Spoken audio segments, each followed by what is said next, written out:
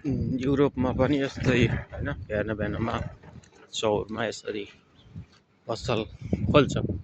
अब यहीँका मान्छे पनि त छन्, पैसा कमाउन सजिलो छैन, विदेशमा नि दुःखै छ होइन। यहीँका मान्छे हो नि, यस्तो विकसित देश हो यो, बिहान बिहान होइन यो चौरा आएर हो गरेछन्, तरकारी मिलाछन्, के मिलाछन् होइन, फुलहरू ल्याएर बेचिछन्।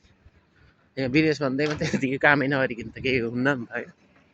हो यसरी गरेछन्।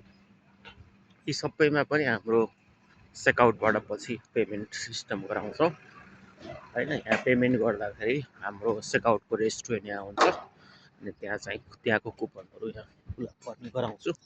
त्यसको लागि भनेको फिटिक्कै मान्दैनन् नेपालका। म यहाँ क्लिनिङ काम गरेर आइटीमा होइन 31 महिनादेखि लगानी गरेछु भने म यति ठुलो सपना देखेर हिँडेछु। त्यही गाउँमा जन्मेको हो नि त, त्यही जगतमा जन्मेको हो, त्यहीँको मान्छे हो, भरतपुर महानगरपालिकाको मान्छे हो, चितवन जिल्लाको मान्छे हो, नेपालको मान्छे हो। अनि सबैलाई देश बनाउनु पर्छ, यसो गर्नुपर्छ, उसो गर्नुपर्छ होइन, वार्ड बनाउनु पर्छ, यो गर्नुपर्छ, यता बाटो खन्नुपर्छ, खुब उ छ नि होइन, भित्रबाट बनाम भन्ने छ नि। अनि तपाईँहरूलाई बनाम भन्ने हुँदा अरूले भोट हाल्न पर्ने, अरूले चाहिँ तपाईँले भनेको कुरा मान्दिन पर्ने। मैले भनेको चाहिँ त्यहाँ त्यो ठ्याक्कै रेडी छ एप, त्यहाँ भेन्डर जोडिदिनुहोस्, भेन्डरहरूलाई कन्भिन्स गर्नुहोस् होइन। म कसैको पैसा खान आएको होइन, यो मार्केटिङको हो, त्यहाँबाट मार्केटिङ गरिदिनुहोस्। मार्केटिङ गरिसकेपछि त कस्टमरलाई बेनिफिट हुन्छ, कस्टमरलाई बेनिफिट भएपछि त त्यो कस्टमर त्यो भेन्डरकोमा जान्छ र भेन्डरको पनि सेल्स बढेर भेन्डरलाई बेनिफिट हुन्छ। हामी त प्लेटफर्म सानो मार्जिन लिएर वर्ल्ड वाइड जाने भनेपछि मैले यहाँबाट त त्यही काम गर्न सक्दिनँ।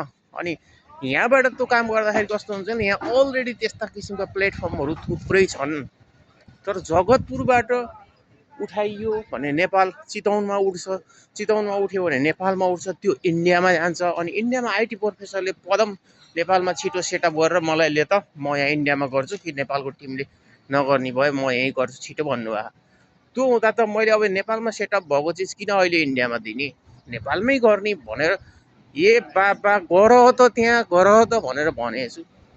अब लगानी गर्ने मसँग पैसा छैन, वरपरका सबै खर्लाखुल्लु कृषि यहाँ डुबे। अब कृषि कसरी डुब्यो त थाहा छ नि त सबैलाई होइन। पहिलो कम्पनी हो, म फिल्डमा थिइनँ, त्यस्तै हो, डुब्छ कहिलेकाहीँ। तर यो कम्पनी त यत्तिकै होइन डुब्दैन नि त। त्यहाँ लगानी गरिसकेपछि त मार्केटमा केही न केही कस्टमरहरू आउँछ, भेन्डरहरू आउँछ, त्यो भेन्डरलाई अहिले कमिसन त्यो स्पिन थोरै पो जोड्ने हो, पछि त धेरै चिज बेच्न मिल्छ नि ती कस्टमरलाई। ती भेन्डरलाई हामीले पनि त फेरि केही चिज बेचेर त्यो त्यहाँ आउने कस्टमरलाई हाम्रा प्रडक्टहरू त्यो भेन्डर मार्फत बेच्नुपर्छ नि। कति ठुलो पोसिबिलिटी देखेर मैले सुरु गरेछु होइन। यहाँ यो युरोपका सबै यही साना साना पसललाई कसरी व्यवस्थित गर्ने चेकआउट मार्फत, अनि यिनीहरूलाई रेस्टुरेन्टसँग कसरी जोड्ने, कत्रो ठुलो प्लान छ। सबैले कुरा सुन्छन्, भन्छन्, वेट गरेर बस्छन्। अमेरिकाबाट फोन गर्छन्, हो हो कुरो त ठिकै हो भन्छन्। कुरो ठिकै हो भने गर्न पऱ्यो नि त। अनि यसले गरेन, उसले गरेन, आफूले 1 रुपियाँ होइन 1 रुपियाँ नहालिकन किन उ गर्ने होइन। 1 लाख रुपियाँ त्यहाँ हालेर प्रयास इफोर्ट लगाउनु पऱ्यो नि त। 1 रुपियाँ हाल्न नखोज्ने अनि सबैले अरूले हालिदिएर ठिक्क पारिदिएर अनि ल ल गर्ने भनेर कसिएर हुन्छ। अलिक पैसा हालेर त पैसा हाल्न नसक्ने भने कम्ती यहाँ भेन्डर जोडेर ल यो पदमको आइडियालाई यहाँ चितवनबाट उठाइदिउँ भनेर 1-2जना साथी पनि नपाउने त्यस्तो अवस्था नि हो। म त त्यो मान्छेले कसो के खाइदिएछु र मैले। कम्पनी खोलेको डुब्छन्, कम्पनी डुब्छन्, उठ्छन् संसारमा जहाँ पनि डुब्छन् कम्पनी, यहाँ पनि डुब्छन्। कति कम्पनीहरू डुबेर अरबौँ होइन, एकदम नोकिया डुब्यो त होइन, त्यत्रो कम्पनी डुब्दैन, डुब्छ कम्पनी हो। तर यो कम्पनी चाहिँ मैले रिभोल्युसन ल्याउने गरी काम गर्नको लागि खोलेको छु। अहिले पैसा हाल्न परेन। आफू भेन्डर हो भने भेन्डर भएर यो पदमले के निकाल्न खोजेको रहेछ यसको टेस्ट गरिदिउँ। त्यहाँ एप टेस्टै हुन बाँकी छ। अनि मैले यत्तिकै अहिले स्टाफ हायरिङ गरेर सिओ राखेर तलब दिएर बेकार खर्च हुन्न, बेकार मार्केटिङमा खर्च जान्न। पहिला 1 वर्ष त स्मुथली जानुपर्छ। भनेपछि त त्यहाँ जगतपुरबाट ओहो दाइले यस्तो बनाएछ भनेर आफै अग्रसर भएर आफू भेन्डर भएर जोड्ने। त्यहाँ आफूले बेचेको चिज कसलाई जाने हो र। मलाई मैले खाने हो र बेचेको त कस्टमरले पाउँछ क्या त्यो हर्ड पोइन्ट भनेको। अनि त्यो कस्टमर त फेरि आउँछ, कस्तो कमन सेन्स पनि नभएको मान्छेहरूको। त्यसलाई सबैले त्यो जगतपुरभरिकाले होइन त्यहाँ जोडेर ल यसलाई जसरी पनि उठाउनु पऱ्यो पदमकोलाई भन्न पऱ्यो नि, कि मलाई खराब भन्न पऱ्यो कि देश बनाउने नेता यस्तो उस्तो भनेर लेख्नै छोडिदियो।